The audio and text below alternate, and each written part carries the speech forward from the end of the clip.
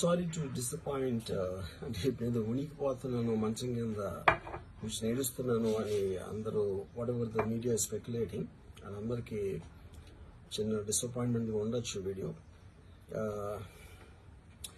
ఇక్కడ పాయింట్ ఏంటంటే, I just want explain the whole concept. ఇప్పుడు నేను ఆల్మోస్ట్ ఒక 1 year బ్యాక్ ఏదో ట్వీట్స్ పెట్టాను అనే ఎలిగేషన్. ఆ ట్వీట్స్ ఎవరో మనోభావాలు దెబ్బతిన్నాయి. ఇక్కడ విచిత్రం ఏంటంటే 1 year బ్యాక్ పెట్టిన ట్వీట్స్ 4 డిఫరెంట్ ప్లేసెస్లో 4 డిఫరెంట్ జ్యూరిస్డిక్షన్స్లో 4కి ఒకే 3-4 రోజుల వ్యవధిలో వాళ్ళ మనోభావాలు దెబ్బతిన్నాయి. వాళ్ళు ఆ పరంగా కంప్లైంట్ ఇవ్వడం, కేసులు పెట్టడం జరిగింది.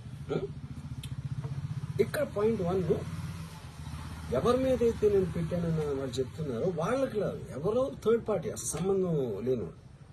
ఆ కాంటెక్స్ట్ లో అసలు ఈ కేసు ఎలాగా, ఈ సెక్షన్స్ ఎలా వర్తిస్తాయి అనేది అప్పుడు ఆబ్వియస్ గా నాకు వచ్చే అనుమానం కానీ, నాకు కానీ నా మనుషులు కానీ, ఇది ఒక పర్సిక్యూషన్ చేయడానికి ఒక పద్ధతి ప్రకారం ఉన్న ఎలవబుల్ లాస్ ని వాడుతున్నారా, లేకపోతే ఇప్పుడు వరల్డ్ ఓవర్ ఒక ఫినామినా ఏం జరుగుతుందంటే, పొలిటికల్ పార్టీస్ వాళ్ళు they are weaponising the systems of the police. అది అమెరికాలో జరుగుతుంది, యూరోప్ లో జరుగుతుంది, ఇక్కడ కూడా జరుగుతుంది. అప్పుడు నేను ఏ ఒక్క వ్యక్తిని, ఒక పోలీస్ ఆఫీసర్ని కానీ, ఒక పొలిటికల్ పర్సన్ కానీ నేను బ్లేమ్ చేయట్లేదు. I think it happens in certain ఒక ఏమంటారు దాన్ని, ఒక వే.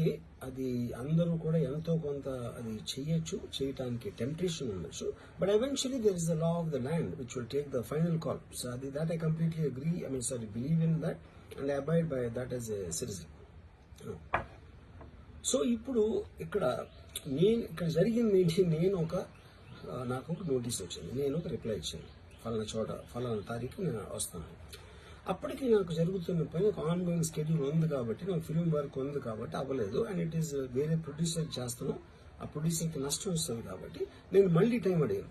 ఇదేంటి కేసు, ఇదేం అర్జెంట్ కేసు అంటే 1 year తర్వాత ట్వీట్ చూసిన అతనికి 1 week లో అన్ని అయిపోవాలనేది ఏమన్నా మీనింగ్ ఉంటుంది అసలు దానికి?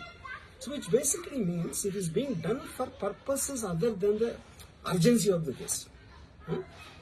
ఇది అర్జెన్సీ ఆఫ్ ద కేసు అంటే, మీరు మర్డర్లు గేటర్లు ఇన్ని జరిగి సంవత్సరాలు తీసుకుని